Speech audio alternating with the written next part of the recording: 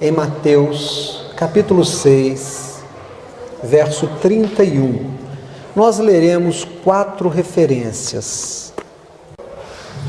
Não andeis, pois, inquietos, dizendo: que comeremos, ou que beberemos, ou com que nos vestiremos?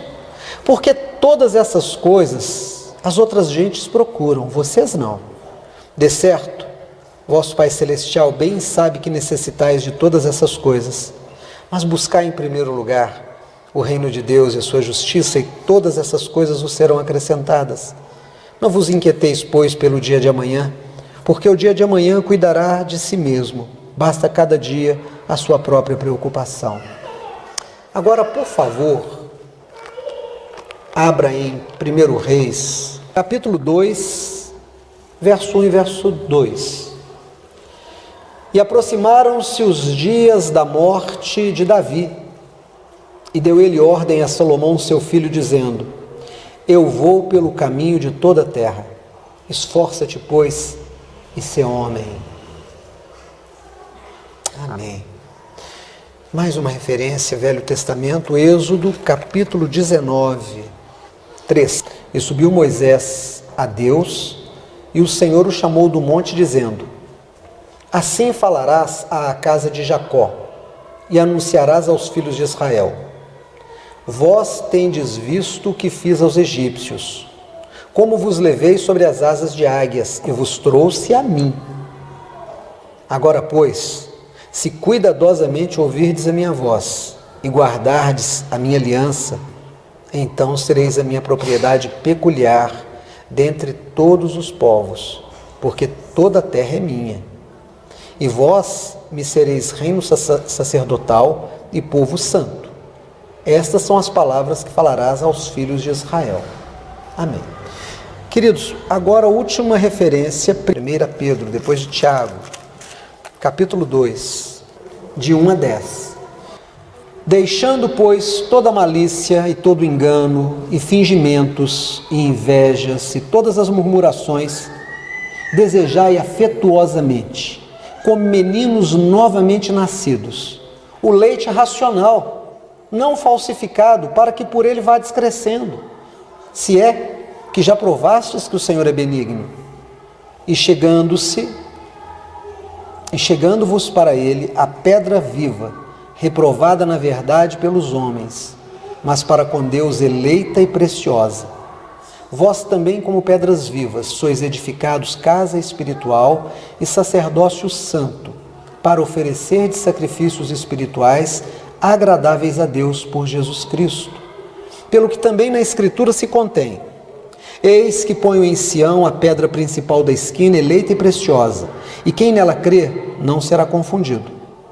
E assim para vós, os que credes, é preciosa, mas para os rebeldes, a pedra que os edificadores reprovaram, essa foi a principal da esquina, e uma pedra de tropeço e rocha de escândalo para aqueles que tropeçam na palavra, sendo desobedientes, para o que também foram destinados.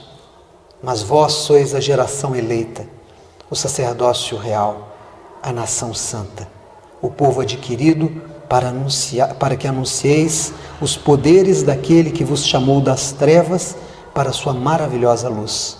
Vós, que em outro tempo não erais povo, mas agora sois povo de Deus, que não tinhais alcançado misericórdia, mas agora alcançastes misericórdia. Irmãos, tem uma história que eu quero compartilhar com vocês. Dizem que o apóstolo Pedro procurou Jesus e disse para Jesus: mestre, tenho 2 questões a tratar com o Senhor. Jesus disse: vai, Pedro, o que é que você quer tratar comigo? Primeiro, o Senhor disse que o diabo é o pai da mentira, é o enganador, mas o Senhor também disse que quem te segue não anda em treva, mas tem a luz do dia e não pode ser enganado.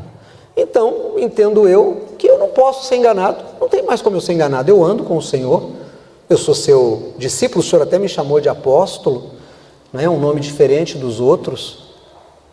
Então, entendo que não tem como o diabo me enganar. Como é que o diabo enganaria alguém como eu? Essa é a primeira questão. Segunda questão que eu quero que o Senhor entenda. Eu te amo, Senhor. Eu te amo.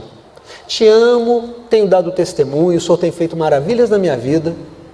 E eu nunca vou te deixar. Eu nunca vou deixar de fazer aquilo que o Senhor me destinou para fazer. O Senhor me chamou de testemunha e eu vou testemunhar do Senhor. O Senhor me chamou de apóstolo e eu vou contar a todas as nações. E nada nesse mundo vai me desviar do meu propósito de cristão. Jesus olhou e falou, não, Pedro, que bacana, né? Muito bonito. As duas questões são interessantes. Vamos conversar caminhando? Vamos dar uma caminhada? A gente vai caminhando e conversando. É tão bom a gente sair batendo papo, né, Pedro? Pedro disse, é verdade. E saíram os dois caminhando. E Jesus foi caminhando. E ele estava ali por perto daquele deserto onde o diabo tentou. Entrou no deserto. E foi caminhando. Jesus um pouco mais velho que o Pedro. Em algum momento sentiu sede, ficou cansado. Falou, Pedro, eu vou sentar aqui. E você me disse que você fará sempre aquilo que eu te pedi e aquilo que eu determinar, não é verdade? Ele falou, Senhor. Então eu vou te pedir uma coisa simples, eu não vou te pedir nada difícil. Vou te pedir uma coisa bem simples. Peça, mestre. Depois daquelas dunas ali, tem umas 2 ou 3 dunas, você vai encontrar um oásis.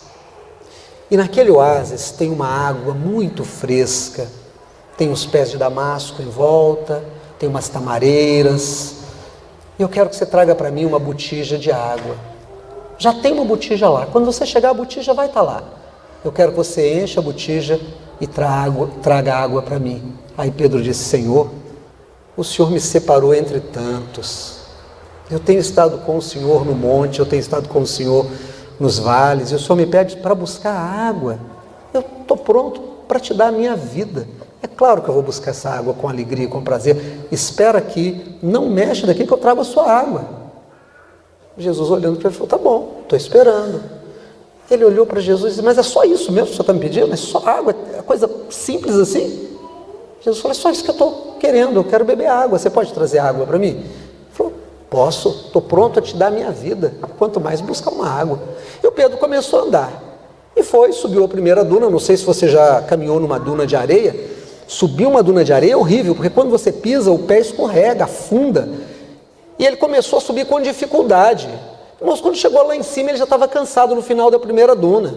Mas tem aquele negócio, é só sentar que descer é muito fácil, né? Aquele escorregador. E ele desceu. Caminhou mais um pouco, segunda duna, ele já estava bem cansado. O sol já estava queimando. Ele começou a ficar um pouquinho tonto, um pouquinho de insolação, e a duna pareceu tão alta dessa vez.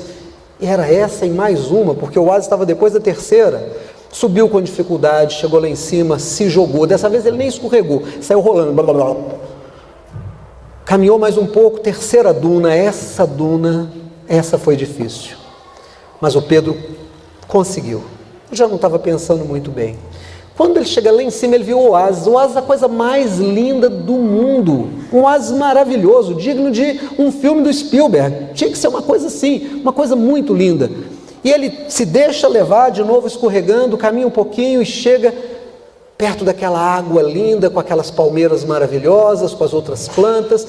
E ele reparou que tinha uma moça que estava ali também tirando água. E ele se encantou com a beleza dela. Que mulher bonita! Olha, você conhece uma mulher bonita? Pois é, dobra que você conhece. Essa era mais bonita ainda.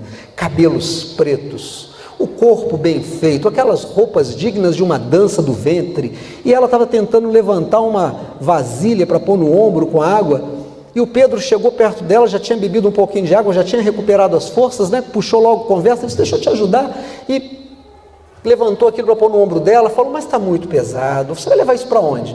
Ela disse, a vila do meu pai é aqui perto, eu tenho que levar água, minhas irmãs estão lá e a gente precisa dessa água. E o Pedro disse, não, eu vou levar isso para você. E começou a caminhar com ela e foi conversando, e era uma mulher inteligente, era uma mulher sensível, era uma mulher espirituosa. Olha, era a receita da mulher perfeita. Quando ele entra na vila, era uma vila bonita, não era um lugar de tendas, tinha algumas construções rústicas. E na entrada da vila, no primeiro conjunto de casas, tinha um ancião de dias, parado, né, sentado com seu cajado, e ela disse: aquele é meu pai. E aí o Pedro foi cumprimentar, ele agradeceu muito Pedro ter levado aquela água, como de costume, o bom anfitrião, né? Pediu que Pedro entrasse, já pediu uma outra filha que trouxesse uns pães, mandou matar um cordeiro, já agradou-se do Pedro por ter feito aquele favor, e começou a conversar com Pedro e disse: olha, eu não tenho herdeiro, eu não tenho filho, eu só tenho filha, e eu preciso de um herdeiro, de um homem que me substitua, porque quando eu morrer, é preciso que haja um varão que conduza o nosso clã. E aquele que casar com essa minha filha, Latifa, essa que você conheceu, vai herdar o meu lugar. E o Pedro já estava encantado, e o Pedro já resolveu ficar ali mais uns 2, 3 dias, já começou a trabalhar, e daí um tempo já começou a se encantar ainda mais com a moça. Não teve jeito, pediu a moça em casamento, o pai dela permitiu. O Pedro foi ficando, foi trabalhando com o sogro. Pedro começou a ter filhos, teve filhas, filhos e filhas. Pedro foi envelhecendo, o sogro morreu. Pedro assumiu realmente a chefia daquele grupo, se tornou o líder daquele clã e administrou com sabedoria. As pessoas gostavam muito de Pedro. E Pedro teve filhos e filhas, cada um mais inteligente, mais bonito do que o outro, mais bonita do que a outra. E Pedro, então, agora muito velho, já cansado, um dia saiu andando em direção àquela mesma duna de onde ele veio. E enquanto ele estava andando, ele encontrou um cântaro com um pouco de água. E ele pegou aquele cântaro. E aí ele se lembrou que ele tinha que levar um pouco de água, mas não sabia bem para quem, porque o Alzheimer já devia estar por ali, a memória já não era lá essas coisas. E ele continuou caminhando, e de repente ele se encontra com Jesus. Ele se encontrou com Jesus, e ele disse: mestre, e ele se lembrou, ele disse: mestre, o senhor me pediu para trazer água. E aí Jesus ficou olhando para ele, ele disse: mestre, me perdoe, mas eu não sei o que aconteceu, eu acabei encontrando uma mulher, me casei com ela, tive filhos e filhas, hoje estou muito velho, eu me tornei o chefe daquele grupo, agora estou para morrer, eu estou vendo aqui que essa botija de água, na verdade nem água tem, porque se teve um dia secou, a botija está aqui, mas não tem água. Aí Jesus olhou para ele e falou: Pedro, olha para você, olha para sua mão. Aí ele olhou: isso é mão de velho? Ele falou: não, minha mão está nova. Ele falou: do que você está falando, Pedro? Ele falou: mestre, ali atrás tem uma vila. Aí Jesus disse: eu vou fazer o seguinte, eu vou deixar você ver atrás das 3 dunas. E abriu assim, e as dunas se moveram, e não tinha nenhuma vila lá. E o Pedro olhou, ele estava novo. Ele falou: mas eu me casei com Latifa, tive filhos e filhas. Jesus olhou e falou: Pedro, você esqueceu que você já é casado? Você esqueceu que você tem sogra? Quando eu te chamei para me acompanhar, você já era casado. Ele falou: é verdade, mas mestre, eu não entendi o que aconteceu. Ele falou: o que aconteceu é que eu te respondi. Você não disse para mim que queria saber como é que alguém que mesmo andando comigo pode ser enganado pelo diabo? É assim. O diabo faz você ver as coisas que você gosta.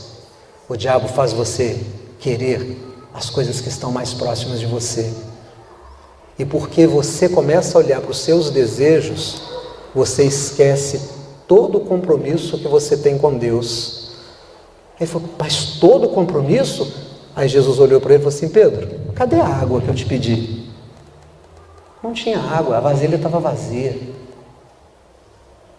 Irmãos, nós lemos 4 textos. No primeiro, Jesus disse para nós em Mateus capítulo 6, verso 31 até o 33. Não andeis preocupados com o que vocês vão comer, beber, vestir, onde vocês vão morar, que carro vocês vão usar. Quem busca isso são as outras pessoas que não andam comigo. Quem anda comigo, quem já aprendeu a mensagem, sabe que tudo vai passar e tudo vai acabar. É tudo ilusão. Assim como na história de Pedro, aquela mulher bonita foi uma ilusão, aquela casa que ele morou foi uma ilusão, os filhos e filhas foram ilusão, A sua juventude foi ilusão, o seu sogro foi ilusão, nada daquilo aconteceu. Quando você começa a se preocupar com o que você vai comer, beber, vestir, onde vai morar, você está se preocupando com coisas que são meras ilusões, porque tudo vai passar, nada fica, nada permanece, e você sempre vai voltar para Jesus. Sabe por quê? Porque Ele é o começo e o fim de todas as coisas. Então não se deixe enganar com as coisas desse mundo, porque o enganador, o diabo, não vai colocar diante de você uma coisa difícil, ele vai colocar diante de você uma coisa que você gosta, ele vai colocar diante de você uma coisa que você deseja, ele vai colocar diante de você alguma coisa para você trocar o seu compromisso com Deus. Você vai esquecer de Jesus, você vai esquecer do culto, você vai esquecer da palavra, você vai esquecer do mandamento, você vai esquecer do Espírito Santo, mas você vai fazer o que você gosta, você vai ter aquilo que você quer, só que o que você tem naquele momento vai sumir, como sumiu tudo que o Pedro achou que era verdade, e era tudo mentira, era tudo ilusão. Nós fomos para um texto que está lá em Reis, 1 Reis capítulo 2, verso 1 e 2, que diz que Davi já estava próximo da sua morte, chamou seu filho Salomão e disse: eu vou pelo caminho de toda a terra. Você é homem. Eu vou pelo caminho de toda a terra. Significa que eu e você vamos para o mesmo lugar. E para onde nós vamos, as coisas que estão aqui não poderão ser levadas. Sabe o que aconteceu com toda a fortuna que os grandes faraós colocaram dentro das suas tumbas, debaixo daquelas pirâmides colossais? Foram saqueados, os seus bens foram saqueados. Um dos grandes imperadores, não sei de que dinastia na China, mandou fazer um exército de terracota, estátuas de soldados bem armados, que ele acreditava que atravessariam a morte e seriam o seu exército do outro lado. Sabe o que aconteceu? Quando foi descoberto esse conjunto arqueológico, tudo foi levado para um museu na China e está lá exposto e tem foto na internet para a gente ver. Não deu para passar nada do outro lado. Davi disse: eu vou pelo caminho de toda a terra, você e eu vamos para o mesmo lugar. A beleza física vai embora, a força do corpo vai embora, a capacidade de processar informações vai embora, o dinheiro que a gente tem não é fiel e vai embora. A gente não tem garantia de nada nessa vida. A única coisa que é certa é que nós daremos contas àquele que nos criou, porque aquele que nos criou nos receberá de volta. E aí nós fomos para um outro texto que está lá em Êxodo capítulo 19, em que Moisés é chamado ao monte, não por um anjo, não por um arcanjo, mas pelo próprio Deus. Moisés sobe, agora eu vou te dar uma palavra e você vai falar ao povo quando você descer. Você vai dizer para esse povo: se vocês observarem a minha palavra,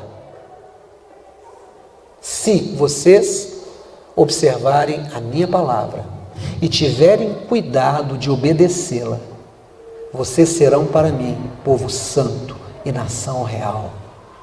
Vós sereis a minha testemunha. E se lembrem que eu tirei vocês do Egito para isso. Vocês serão minhas testemunhas. Claro, é uma palavra para Israel. O povo que saiu do Egito foi o povo de Israel. O Senhor Deus está fazendo uma aliança com Israel. Mas o nosso irmão Pedro vai fazer algo fantástico, porque ele vai pegar essa palavra e vai dizer assim: olha, não sejam maliciosos, não sejam presunçosos em vocês mesmos, achando que Deus não está esperando que vocês cumpram aquilo para o que Ele levantou vocês. Deus os levantou para ser nação santa, sacerdócio real, povo comprado com um único objetivo: testemunhar os poderes de Deus diante de toda a terra. Vocês que não eram povo de Deus, foram feitos povo de Deus. Vocês que estavam longe, foram aproximados para esse fim. Mas tem uma condição: se vocês obedecerem a palavra. Porque se vocês não obedecerem a palavra e forem desobedientes, irmão, volta os olhos à palavra de Deus. Se vocês forem desobedientes, esse Jesus, que é uma pedra principal de esquina, para vocês, verso 8, é uma pedra de tropeço, rocha de escândalo, para aqueles que tropeçam na palavra, sendo desobedientes para o que também foram destinados. Olha aqui para mim em nome de Jesus. Deixa eu te falar uma coisa. Sabe qual que é o grande problema de ser pastor hoje em dia? Pastor de verdade. Nós temos um povo que se tornou hedonista, consumista e materialista. Individualista, porque não pensa no coletivo, só pensa em si, cada um por si e Deus para mim. Não é nem cada um por si e Deus para todos. É cada um por si e Deus para mim. É o Deus que eu faço, é o Deus que eu quero. É o Deus na minha medida, é o Deus customizado. Olha, eu gosto de um Deus que eu possa servi-lo só no domingo à noite. Eu gosto de um Deus que eu possa adorá-lo só cantando, não gosto de palavra. Eu gosto de um Deus que me dê uma palavra que eu espero, que fale de conquistas, que fale de que o meu inimigo vai cair, que eu vou ganhar muito dinheiro. Eu quero um Deus na minha medida. Eu quero viver de prazeres, eu sou hedonista. Então eu só quero prazeres, eu não quero dificuldades. Eu quero que alguém pregue para mim que eu não vou passar por dificuldades. Pregações que dizem que muitas vezes o maior aprendizado que eu tenho com Deus é um momento difícil, não me interessa. Somos hedonistas. Somos individualistas e somos materialistas. Queremos as grandes campanhas, a campanha da conquista. Compre o tijolinho da bênção, compre a pazinha da bênção, faça uma oferta e conquiste o seu carro, a sua casa. Leve a caneta para você assinar grandes contratos e aí vão surgindo mil coisas. Mas você quer saber de uma coisa? O grande culpado não é o cara que vende, não, é o cara que compra. Porque só vende porque tem quem compra. Sabe por que roubam muito carro? Porque tem muito receptador de carro. É por isso. Sabe por que assaltam muito e levam o seu celular? Porque tem alguém que compra e vai revender o seu celular. Se não tivesse onde colocar a mercadoria roubada, não teria por que roubar. Sabe por que continuam fazendo essas coisas? Porque as pessoas estão fazendo um Deus à sua imagem e à sua semelhança. São individualistas, materialistas e hedonistas. Então, elas querem e têm buscado apenas aquilo que elas querem. Essa é a grande dificuldade de ser pastor. Porque a grande dificuldade de ser pastor é dizer para a pessoa que erra que ela está errando. Porque a pessoa que erra, quando você chama a atenção dela, ela se vinga. Irmãos, é engraçado, porque a Bíblia diz para nós: não vos vingueis a vós mesmos, a mim pertence a vingança, diz o Senhor. E qual é a vingança? A vingança é falar mal daquele pastor, a vingança é eu vou embora dessa igreja, eu não fico mais nela, eu não vou ajudar, não vou dar mais o meu dízimo, eu não vou estar lá mais. Porque aquela palavra não é uma palavra interessante, a gente tem vivido isso tantas vezes. Então o grande desafio é: eu continuo fiel a Deus e prego a palavra?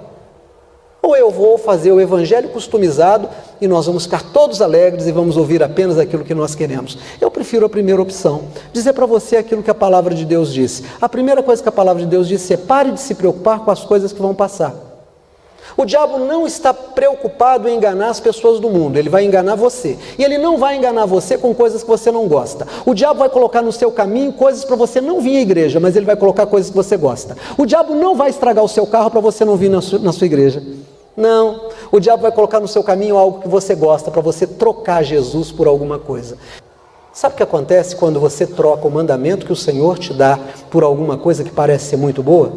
Quando você deixa de vir à sua igreja, o Senhor te salvou do mundo para que você seja servo. Não vem com essa história de que você não gosta dessa palavra, irmão. Porque não é minha, ela é do Senhor. Deus te chamou para ser testemunha dele. Não sou eu que estou dizendo, é a palavra. Não se preocupe com as coisas do mundo, o Senhor vai te suprir. A sua saúde, a sua beleza, o seu marido, a sua esposa, o seu dinheiro, o seu carro, a sua casa, tem que vir do Senhor. Porque mesmo vindo do Senhor, vai ter uma hora que isso tudo vai embora. Então, coloque a sua vida na mão daquele que não muda, porque vai chegar a hora que você vai olhar para a morte como Davi olhou e vai dizer assim: é verdade, eu vou pelo caminho de toda a terra. E nessa hora o Senhor Jesus vai fazer para você a pergunta e vai dizer assim: cadê o meu copo d'água? Eu não te pedi nada difícil, eu não te pedi que me desse o mundo, eu não te pedi que matasse gigantes, eu só te pedi que fosse minha testemunha, eu só te pedi que estivesse na minha casa, eu só te pedi que fizesse a sua obra em 6 dias, mas me adorasse no 7º dia, eu só te pedi coisas simples, e você tem me trocado pelas coisas mais banais dessa vida.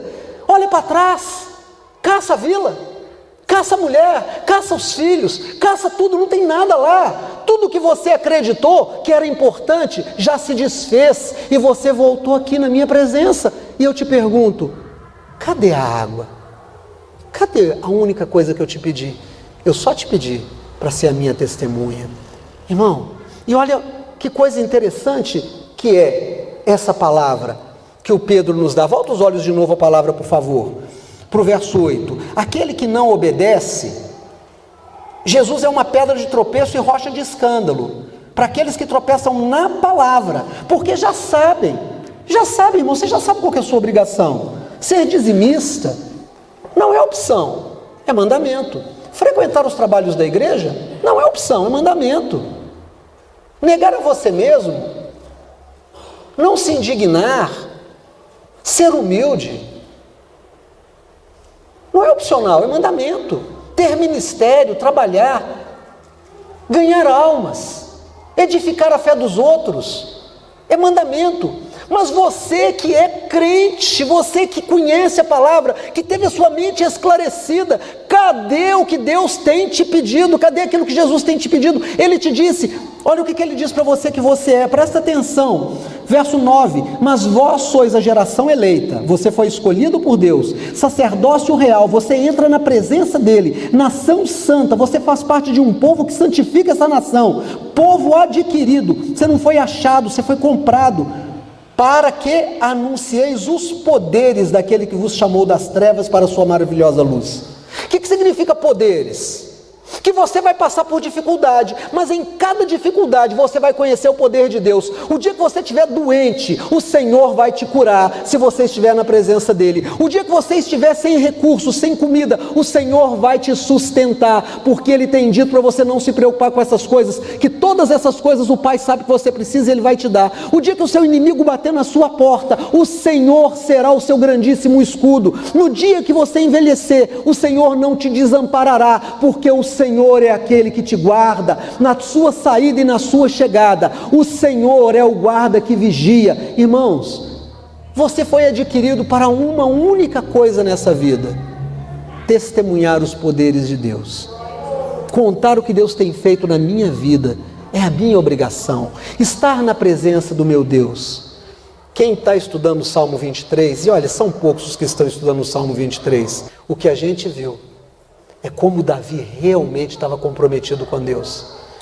Mesmo durante os 14 anos de dificuldade, ele disse, eu sei que a bondade e a misericórdia me seguirão todos os dias da minha vida. Ainda que eu esteja passando por dificuldades, elas chegarão à minha vida. E teve o dia que chegou.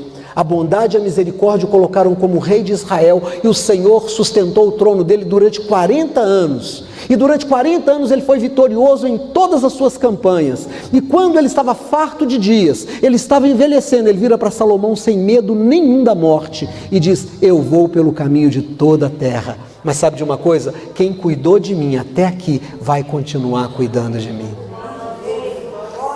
Querido, minha querida, não tenha raiva de mim por pregar a palavra. A pior coisa que eu poderia fazer para você é não pregar a palavra. Porque se eu não pregar a palavra, você não vai saber o que Deus quer de você.